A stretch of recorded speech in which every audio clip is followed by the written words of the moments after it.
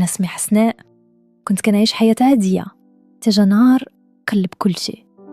البداية كانت في الصباح فاش دخلت لمكتبي ولقيت ظرف أبيض فوق طابليتي، ما فيه لا اسم لا عنوان، غير ورقة واحدة مكتوب فيها 3 كلمات بخط غليظ: حسناء، الخميس، نهاية.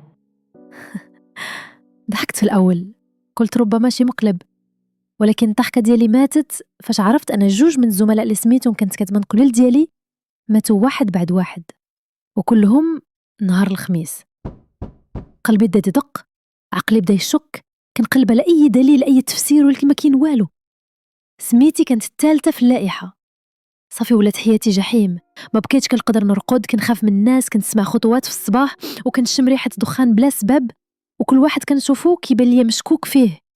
والخميس هرب. قررت نهرب من المدينة، نغبر في شي بلاصة حتى يدوز هاد اليوم.